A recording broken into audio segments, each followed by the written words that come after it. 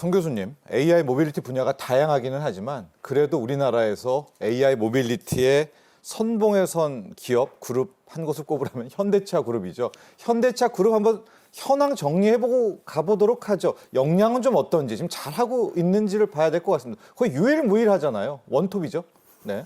네, 그렇습니다. 그래서 뭐 그게 우리나라의 장점이면서 단점일 수가 있을 것 같은데요. 장점은 이제 회사가 하다 보니까 모든 역량을 집중할 수 있다. 네네. 이런 게 장점이지만 밀어줄 수 있다. 네, 장점이지만 또 반대로 이제 지금 뭐 중국이나 미국 같은 경우 보면은 서로 또 경쟁하는 구조에서 기술이 발전하고 하는데 이제 그런데 제가 생각할 때는 현대자동차가 굉장히 고전분투하면서 잘 하고 있다. 예. 그렇지만 지금 위기가 있는 거는 확실하고 관세나, 위기를 예. 돌파하기 위해서 기존의 자동차 회사에서 개발하던 방법과 프로세스를 탈피해서 가야 된다. 이런 것들을 지금 현대자동차 그 위 임원들이 네네. 이제 그런 것들을 얘기하고 있기 때문에 이제 그게 얼마나 빨리 전환될 거냐 이런 문제는 있을 수 있겠지만 문제점에 대해서는 인지하고 있고 그 부분에 대해서 해결한 방안을 치열하게 고민하고 있다 정도로 우선은 말씀드리겠습니다. 네, 일단 메타플랜트 아메리카 저희가 집중하는 곳은 이제 저희가 전기차를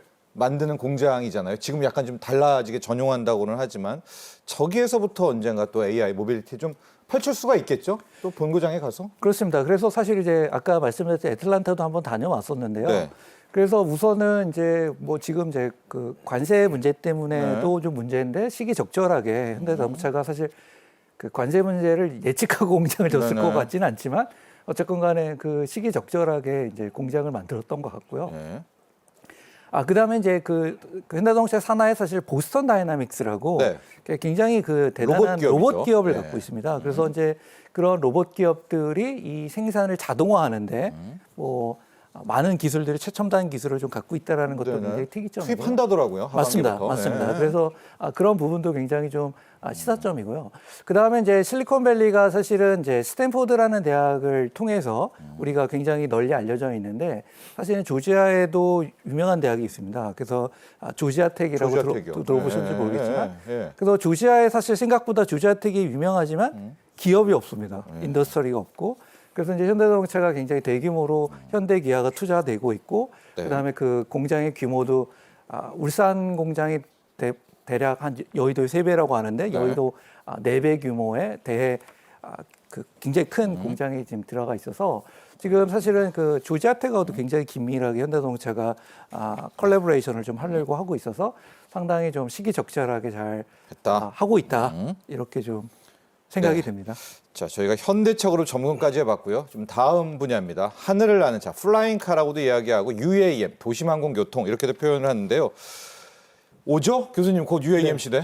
예. 예, 올 수밖에 없습니다. 네네. 예, 반드시 올 거고요. 네. 그다음에 도심 내 3차원 이제 공중 교통 체계를 준비를 해서 그렇죠. 그중에 이제 날아다닌다는 거죠. 그래서 이제 교통 체증이 심한 서울시 같은 경우도 물론 안전한 어떤 도로나 이런 부분들을 3차원적으로 구성을 해서 한강 위나 아니면 아라뱃길 이런 쪽으로 유도를 해가지고 운행을 하겠다 이런 목표거든요. 예. 당연히 인프라 구축부터 기체 개발부터 플랫폼 운영, 서비스 유지 보수까지 모든 시스템을 총망라해야 되는데 우리나라도 이제 시장이 좁다 보니까 기술 개발부터 정부에서 막대한 지원과 관여를 할 수밖에 없는데 상당히 부러운 것은 미국 같은 경우도 보면 백악관에서 주도해가지고 R&D 예상 우선 집행 산업이라고 아예 항목을 빼놨고요. 중국과 일본 같은 경우는 전반적인 UAM 생태계 준비를 위해서 많은 노력을 하고 있고 예. 특히 일본 같은 경우는 항공교통 혁신 시스템 이런 부분들을 이미 준비를 하고 있거든요. 그래서 우리나라 같은 경우와 다르게 시장 규모가 큰 국가들은 기업의 규모나 R&D 예산이 충분하다 보니까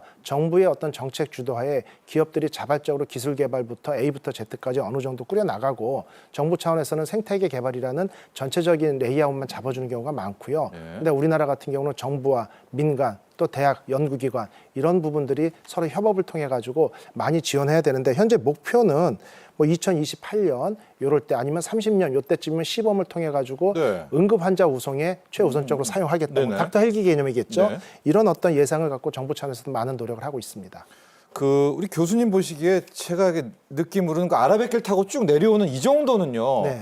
우리 기술력도 될 것 같고 당장 내년 후년에 왜 시행 안 하지 하는 생각이 좀 있거든요. 제가 네네. 업계에 들어보면 이렇게 안 되나요? 좀 30년 이후나 기다려야 되나요? 아니죠. 충분히 기술적으로는 네. 가능할 수도 있는데 실제 말씀드린 것처럼 시장 규모가 안 되는 부분이 있거든요. 그러다 보니까 결국 시범 사업으로 진행을 하려면 예. 그만큼 기업은 손실을 감수해야 되고요. 정부의 지원이 있어야 되는 겁니다.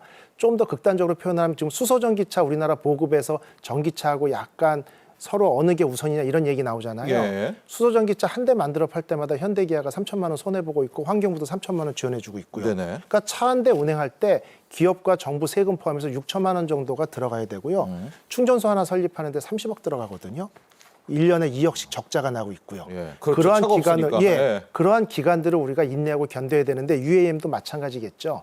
시범 운영을 통해 가지고 운영한다고 쳐도 거기서 발생할 수 있는 각종 에러나 아니면은 각종 문제점, 네. 그다음에 주변의 민원도 분명히 있을 겁니다. 왜 소음도 있을 테고 이런 부분들을 우리가 충분히 인내하고 견딜 어떤 규제, 그다음에 규정 그리고 이런 어떤 국민 전체의 공감대 형성 이런 부분들이 우선이라고 볼 수 있습니다. 네. 처음 UAM 이야기 나왔을 때 송 교수님, 우리 한국의 기술력 대단하다 막 그랬었는데 지금 또 보면 중국 기업들이 또 UAM도 잘한다. 뭐 이쪽 4차 산업혁명은 중국이 다 잘합니까? UAM은 어떤가요, 중국이? 그러니까 이런 것도 아까 지금 이 교수님이 얘기하신 예. 거랑 좀 일맥상통하는데 사실은 이제 그 중국 같은 경우에는 국가가 굉장히 전략적으로 이런 좀 수익이 창출되고 비즈니스가 아직 열리지 않는 예. 생태계에 대해서도 적극적으로 지원을 통해 가지고 지원을, R&D를 만들고 그다음에 이런 것들을 좀 하드웨어적으로 만들어서 구현시키고 이러한 좀 생태계가 굉장히 좀 잘 이루어져 있는 것 같습니다. 그래서 그래서 이제 우리나라 같은 경우에도 이런 기체를 사실 우리나라에서 직접 만드는 것보다는 사실 이제 중국이나 미국의 어떤 그 기업들을 통해서 만들고 있는 게 현실인데요. 그래서 이러한 어떤 좀 지원들이 좀 더 활성화되고 한다면 제가 볼 때는 기술적으로는 우리나라가 쫓아가는 데는 충분히 경쟁력이 있는 분야다. 저는 그렇게 생각하고 있습니다. 네.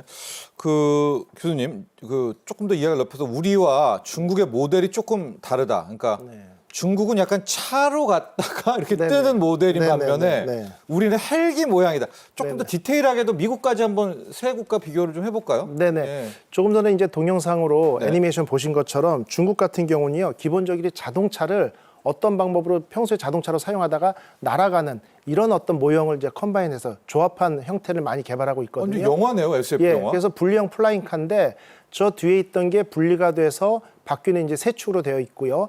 탑재를 해가지고 한 5에서 6회 정도 잠깐 짧은 거리를 이동한다라는 개념이고요. 우리나라는 완전히 헬리콥터처럼 전반적인 드론 개념으로 개발해서 가고 있는 거죠. 지금 중국 겁니다. 지금 예, 나오는 중국 건요. 겁니다. 근데 이제 이 부분이 또 시장 규모가 예를 들어서 전기차 같은 경우에 우리나라는 삼원계 배터리냐 LFP 이거 가지고 싸우고 있잖아요. 네. 중국은 시장이 워낙 크다 보니까 카트리지 타입으로 배터리 빼서 교환하는 시스템도 어떤 성에서는 하고 있고요. 시장이 크다 보니까 저렇게 다양한 형태들이 다 출하이 되고 있는 거죠. 그중에 가장 경쟁력이 있고 최적화된 모델이 결국 세계를 석권할 수밖에 없는데 저렇게 중국은 일단 자동차 베이스에서 날아다니는 부분을 플러스한 형태로 가고 있고요. 우리나라나 미국은 마찬가지입니다. 그냥 그 헬리콥터처럼 드론 형태로 가고 있는데 실제 최근에 트럼프가 이제 우리나라의 25% 이제 통상적인 관세를 부과한다는 배경에는 또 이런 부분이 군사 쪽이 있습니다. 네. 뭐냐면 미국의 자동차 회사들이 경영적으로 어렵고 R&D 비용 지급이 좀 지출이 어렵다 보니까 결국 그런 데서 국방의 핵심적인 역할을 할 수 있는 군사용 드론 개발 이런 부분들의 기술이 뒤처진다라는 이런 부분들의 두려움이 있었거든요.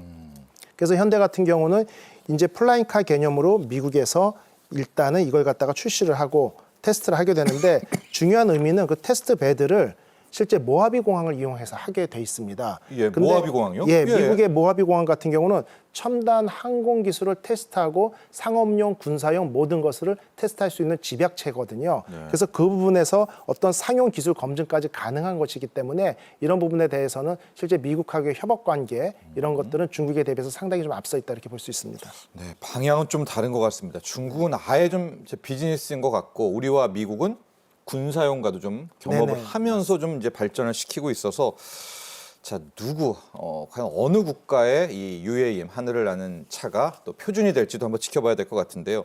송보숙 교수님, AI 모빌리티의 또 다음 단계 드론입니다. 드론. 이게 이제 약간 다른데 우리 플라잉카와 UAM과 드론 같은 경우는 지금 현재 어느 정도 전 세계적으로 수준이고 아예 뭐 드론이 이미 전쟁에도 투입됐다라고 하는데 이게 산업에 바로 지금 투입될 수 있을 정도까지 왔나요? 지금 드론? 그렇죠. 그래서 지금 우선은 뭐 이게 그 좀 슬픈 얘기지만 하여튼 네. 최첨단 기술은 우선은 그 방위 무기에 적용되는 예. 게 방산부터 시작됐다. 방산 산업에 적용되는 게 1순위고 네. 그다음에 이제 이런 것들이 우리가 그 민간 산업으로 내려오는 건데 비즈니스로 오겠죠. 그래서 네. 이제 그 드론 같은 걸 이용해서 지금 현재 보면은 뭐 그 교량 같은 것들을 모니터링 한다든지 그러니까 여러 가지 이제 내가 무인으로 조절하면 물론 제일 많이 쓰이는 건 사실은 엔터테인먼트 방송이죠. 지금 네네. 영화를 찍는다든지 예. 방송을 할 때 굉장히 그럼 몇 년 됐죠 벌써. 굉장히 많이 활용을 하고 예. 있는 거고 굉장히 그 다음에 이제 뭐 호주나 이런 데들은 이제 노후화된 터널이라든지 그러니까 기차가 지나가는데 그 터널 같은 것들을 그렇죠. 모니터링을 한다든지 그래서 활용 범위는 굉장히 넓어지고 있고요. 그래서 그 드론에 대한 기술도 뭐 굉장히 그 AI 기술과 하드웨어의 발전 기술에 발맞춰서 같이 성장하고 있고 어플리케이션도 그 응용 분야도 굉장히 빨리 넓어지고 있다. 이렇게 생각이 됩니다. 저기 이제 드론이 AI까지 실리면은 우리가 드론대에서 드론 물류로 늘 이야기하는 것이 현재는 이제 라이더 분들이 배달 음식 같은 걸 하잖아요. 우리 교수님 보시기에 이제 정말 드론이 음식 잡아서 올 수 있는 이 정도도 되나요? 뭐 내 창문이라든가 아니면 적어도 뭐 지하 뭐 1층에 올 수 있나요? 1층에? 1층 착륙장에?